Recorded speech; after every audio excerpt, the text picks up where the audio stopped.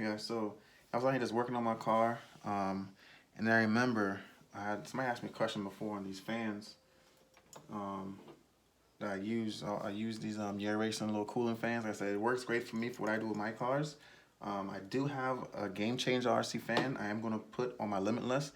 I got a build I'm going to do on that. I just got to get around to doing the build. But I will put a game changer RC fan on it. I mean, those are great fans. Like I said, I just had these fans sitting around. So I'm just throwing it on there. I'm not going to need no big, power, big cooling power for this application. So, but the game changer fans, guys, if you guys need some cooling, that's the fans you guys need. But I know somebody asked me before on these fans, how you install them. So basically, I literally just took it out of the package. I just put the two fans on there. It's nothing special, but they work for me. One thing I will tell you, I've never gotten all 4 of the screws in all mine. I usually do like 2 on each side, and they pretty much hold firm. And I just put them on. Now, one thing I did notice, reason I wanted to make this video, so I'm not sure if the Spectrum motor is a little bit smaller than, which I'm sure it is, a little smaller than the BLX ones, because when I put this on, it kind of was a little loose, so normally it clamps down pretty tight. So what I did was I put the screws in, and I kind of just flattened it, squeeze it a little bit, and kind of flatten it down, so it's not as wide. And I'm gonna try, I mean, I guess that should work, but so then I'm gonna install the cooling fan on the car. So it's basically kind of like an installation video.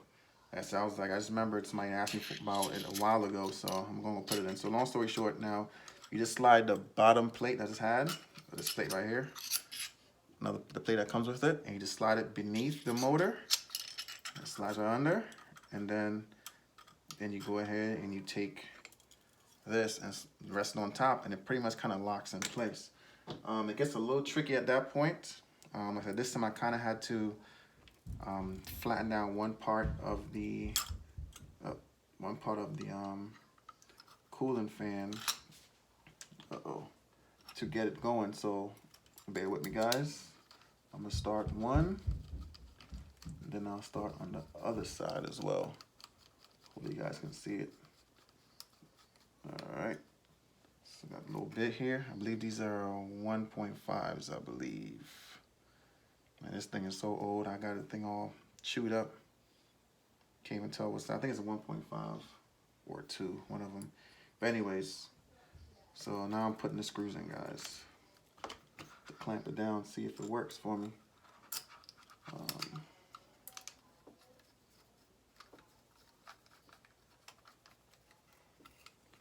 Hoping it does. We'll see.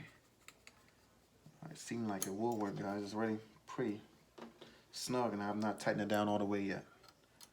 All right, it's 4 screws, 2 on each side. And they basically have their own little channel that they sit in. I normally like to put it off to the side a little bit.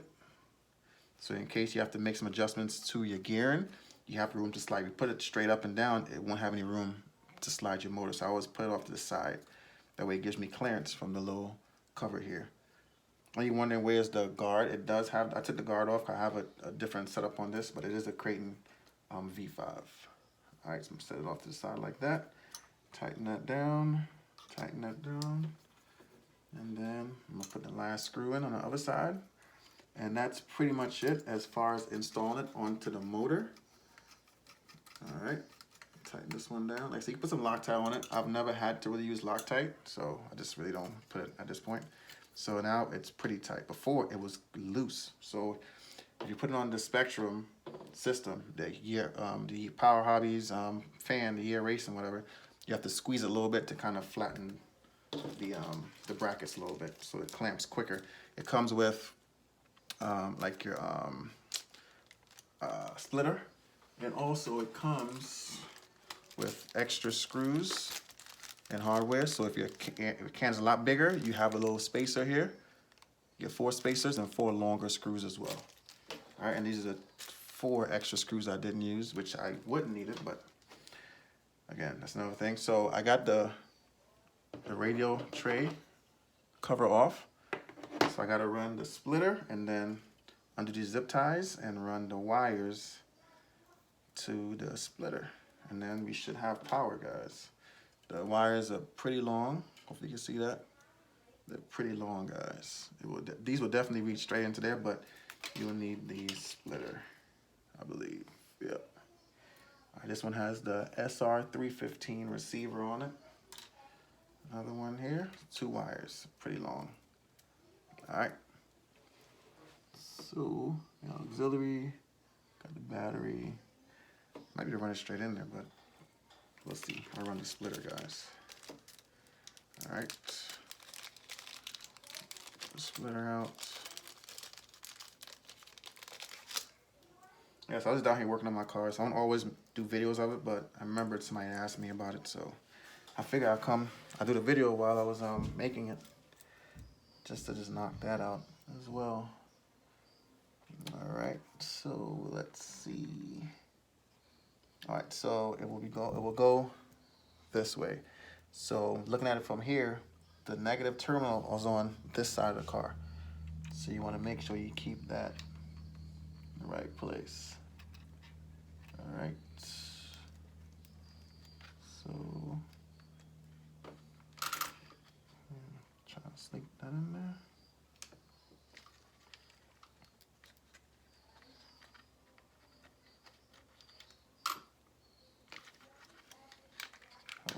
It's a little tight in there.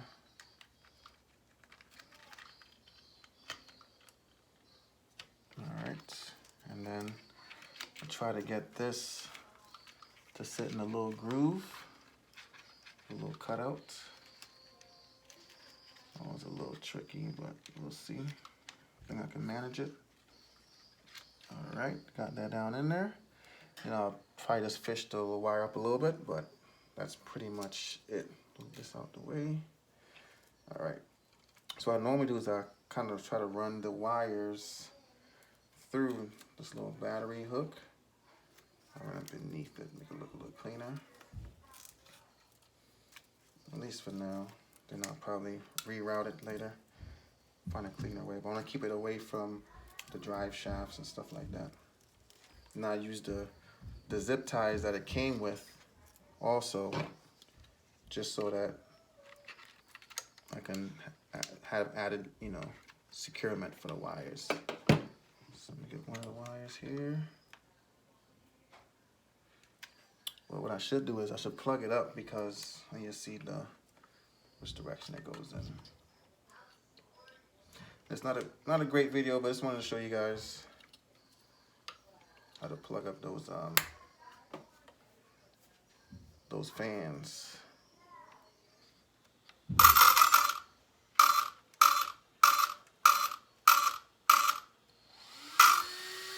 Alright, so one fan plugged in.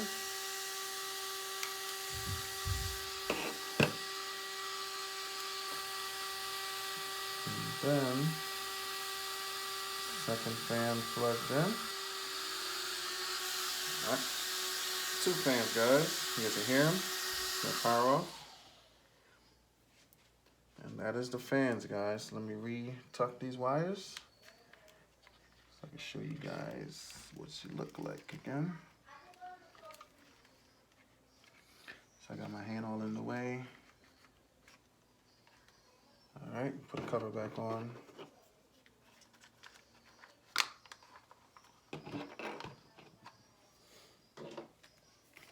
And that's pretty much the gist of installing those fans, guys. I tell you what, I like this radio tray a lot better than the previous Kraton's radio tray.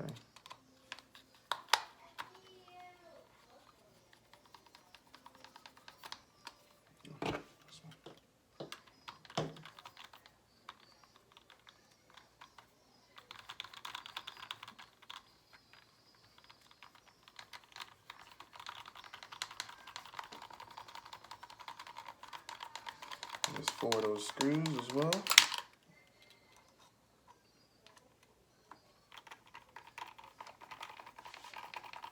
It's funny, I had this gold looking cooling fan, and then the accents for the spectrum, there's gold, look like it matches up almost perfectly with it.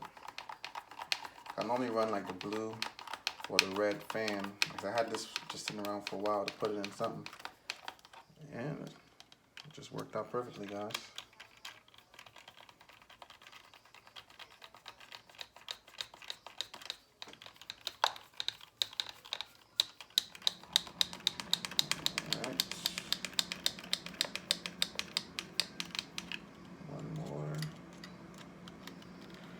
Yep, and those wires are all pretty much away from the drive shaft. I'm still going to tuck these wires a little better, but they're pretty much all away from the drive shafts and all that, and the gear. So definitely want to make sure that's the case.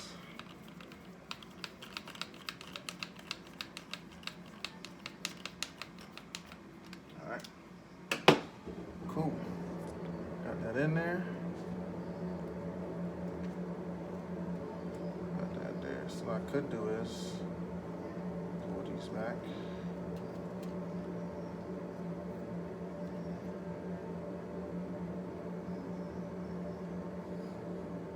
Just use the zip ties, the wire ties that came with it.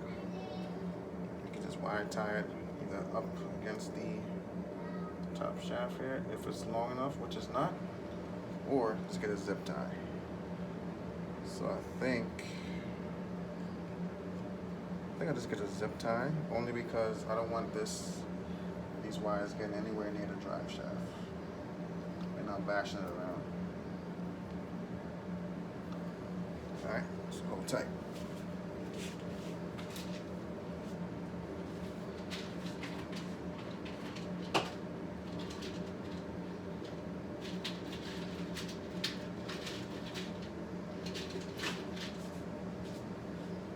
Guess the going theme here will be orange.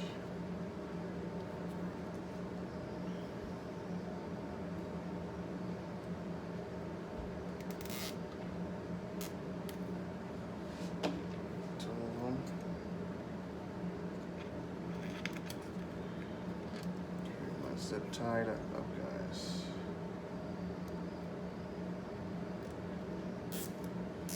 So I'm sure there's different ways to secure these wires. But that's how I'm going to do it, guys.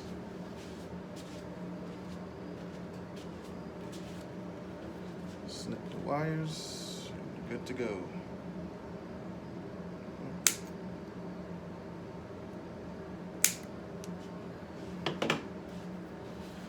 Alright, that's pretty much it, guys. Pretty much install these fans. Go ahead and turn the radio on. Turn the car on. Hear the fan.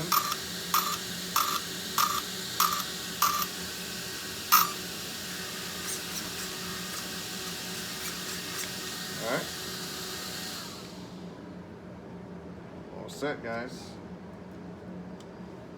So thank you guys for watching. Catch you guys on the next one.